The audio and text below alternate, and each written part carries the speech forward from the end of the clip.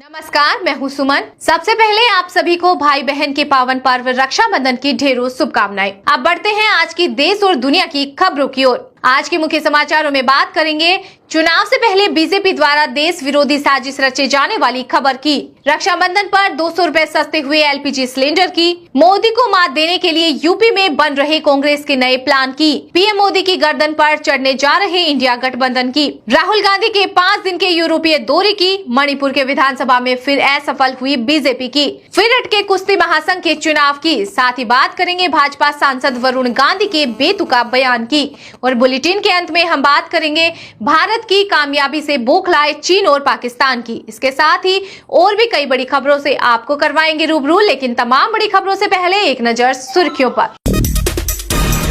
मोदी सरकार का रक्षाबंधन पर बड़ा तोहफा, सभी के लिए 200 रुपए सस्ता हुआ एलपीजी सिलेंडर। उज्ज्वला योजना के 9 करोड़ लोगों को मिलेगा 400 रुपए सस्ता। पीएम नरेंद्र मोदी की गर्दन पर चढ़ने जा रहे हैं हम लोग, इंडिया गठबंधन की बैठक से पहले लालू यादव का विवादित बयान। मुंबई में नरेंद्र मोदी के नट्टी पर चढ़ने जा रहे हैं हम लोग। अगले महीने 5 दिन के यूरोपीय दौरे पर जाएंगे कांग्रेस नेता राहुल गांधी। सांसदों से मुलाकात के साथ पेरिस में छात्रों को करेंगे संबोधित। फिर अटके कुश्ती महासंघ के चुनाव, हाई कोर्ट की सुनवाई 25 सितंबर तक हुई स्थगित, अभी लंबा करना होगा इंतजार। लोकसभा उम्मीदवारों पर भाजपा शुरू करेगी मंथन, 160 कमजोर सीटों पर अमित शाह के नेतृत्व में 1 सितंबर को होगी बैठक। अपनी हरकतों से बाज नहीं आ रहा ड्रैगन, G20 समिट से पहले अरुणाचल से ताइवान तक को बताया अपना हिस्सा। कांग्रेस अध्यक्ष मल्लिकार्जुन खड़गे हो सकते हैं विपक्षी गठबंधन इंडिया के संयोजक। किसी भी समय हो सकते हैं लोकसभा चुनाव, ममता बनर्जी और एमके स्टालिन के बाद अब बिहार के मुख्यमंत्री नीतीश कुमार ने किया बड़ा दावा। कोर्ट ने केंद्र से पूछा जम्मू कश्मीर को कब तक मिलेगा राज्य का दर्जा, समय सीमा बताए सरकार। मुंबई में इंडिया और एनडीए की मीटिंग एक ही दिन, शरद पवार विपक्ष के साथ होंगे शामिल। अजीत पवार भाजपा शिवसेना शिंदे गुट के साथ करेंगे बैठक।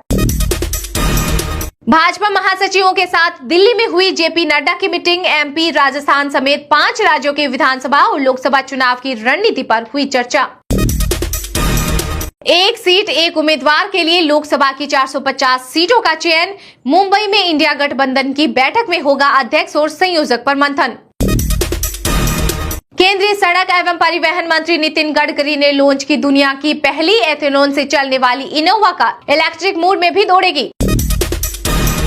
भारत यह आपके लिए विश्व एथलेटिक्स चैंपियनशिप में स्वर्ण पदक जीतने के बाद नीरज चोपड़ा ने किया पोस्ट।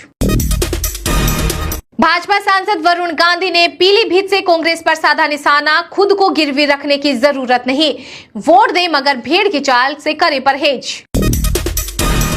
जापान में शाहरुख खान की फिल्म पठान की रिलीज का ऐलान, 78 स्क्रीन पर दिखाई जाएगी फिल्म। बुर्ज खलीफा पर जारी किया जाएगा जवान का ट्रेलर। पुलवामा आतंकी हमले ने हमें कश्मीर से आर्टिकल 370 को हटाने पर किया मजबूर, केंद्र सरकार ने सुप्रीम कोर्ट को बताया। जातिगत सर्वे को लेकर केंद्र व बिहार सरकार आमने सामने, सुप्रीम कोर्ट में दायर हुआ नया हलफनामा। अक्षय कुमार की फिल्म OMG 2 ने गाड़े बॉक्स ऑफिस पर सफलता के झंडे, बनी ए सर्टिफिकेट पाने वाली चौथी सबसे बड़ी कमाऊ बॉलीवुड फिल्म।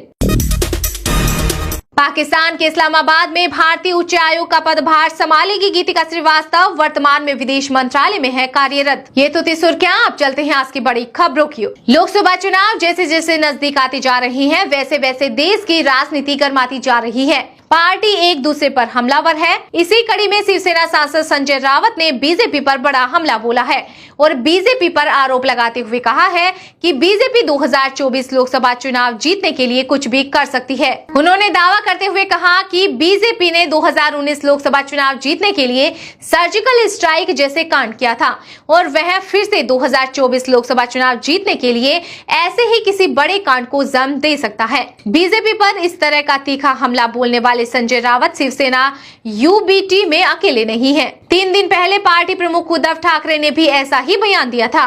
27 अगस्त को महाराष्ट्र के हिंगोली में एक रैली को संबोधित करते हुए महाराष्ट्र के पूर्व मुख्यमंत्री ने कहा था कि बीजेपी अपनी नाकामियां को छिपाने के लिए 2024 के चुनाव से पहले सांप्रदायिक तनाव फैला सकती है। उद्धव ठाकरे ने रैली में कहा कि बीजेपी चुनाव जीतने के लिए कुछ भी कर सकती है। ये मैं नहीं कह रहा हूँ, पूर्व राज्यपाल सत्यपाल मलिक जो नरेंद्र मोदी के करीबी थे और तृणमूल सांसद मोहिया मोहित्रा कह रहे हैं। उन्होंने 2019 में पुलवामा की घटना को लेकर सवाल उठाए हैं और आशंका जताई है कि 2019 का पुलवामा हमला एक राजनीतिक साजिश थी। साजिश तो कांग्रेस भी बीजेपी को मात देने की कर रही है, जिसके लिए उन्होंने उत्तर प्रदेश में अपनी प्लानिंग को अलग दिशा देना शुरू कर दिया है। क्या है कांग्रेस की भाजपा के खिलाफ नई प्लानिंग, देखिए ये रिपोर्ट। लोकसभा चुनाव 2024 पार्टियों के लिए इस बार काफी अहम माने जा रहे हैं, क्योंकि सत्ता से 10 सालों से दूर रही कांग्रेस फिर से सत्ता में वापसी करना चाहती है और वहीं दूसरी तरफ भाजपा किसी भी हालत में कांग्रेस को सत्ता पर काबिज नहीं होना देना चाहती। 10 साल से सत्ता से दूर रही कांग्रेस पार्टी इस बार पूरी तैयारी के साथ चुनावी मैदान में उतरना चाहती है।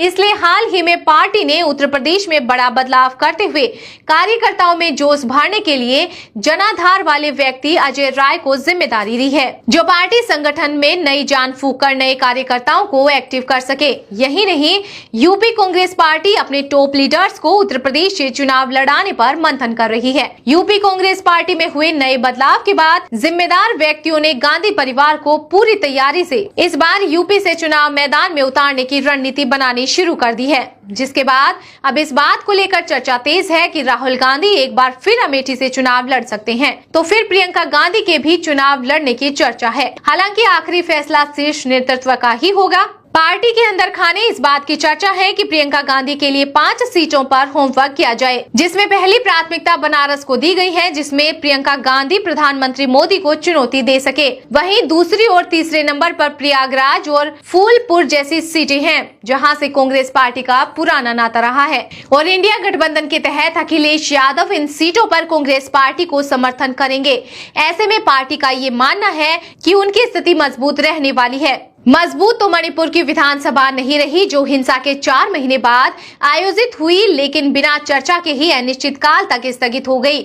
स्थगित रहने के क्या रहे महत्वपूर्ण कारण, देखिए ये रिपोर्ट। मणिपुर राज्य में करीब 4 महीने से जारी हिंसा के बीच 29 अगस्त को एक दिन के लिए सत्र बुलाया गया। विधानसभा का ये सत्र 3 महीने बाद हुआ। राज्य में मई महीने में जारी हिंसा में 160 लोगों की जान जा चुकी है। ऐसे में यह विधानसभा सत्र काफी मायने रखता था, लेकिन मणिपुर के पूर्व मुख्यमंत्री ओकराम इबोबी सिंह के नेतृत्व में विपक्ष के विधायकों ने कहा कि जातीय संघर्ष से जूझ रहे मणिपुर में मौजूदा स्थिति पर चर्चा करने के लिए एक दिन पर्याप्त नहीं है। इस पर कम से कम 5 दिन चर्चा होनी चाहिए। राज्य के सभी 10 कुकी जोमी विधायकों ने सत्र का बहिष्कार किया। इनमें 2 मंत्री भी शामिल हैं। विधानसभा सत्र शुरू होने के कुछ देर बाद ही कांग्रेस विधायक अपनी सीटों से जोर जोर से नारे लगाने लगे। उन्होंने मजाक बंद करो, चलो लोकतंत्र बचाएं का नारा लगाना शुरू कर दिया। कांग्रेस ने मांग की कि राज्य की स्थिति पर चर्चा के लिए 5 दिवसीय सत्र आयोजित किया जाए।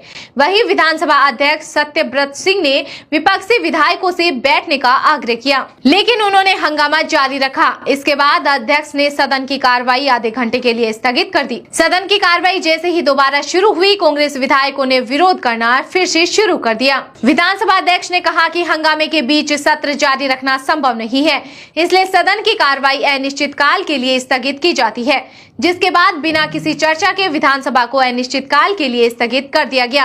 कैसे लगे समाचार कमेंट करके जरूर बताएं। वीडियो पसंद आए है तो लाइक कीजिए और देश और दुनिया की बड़ी खबरों के साथ हमेशा जुड़े रहने के लिए चैनल को अभी सब्सक्राइब कीजिए।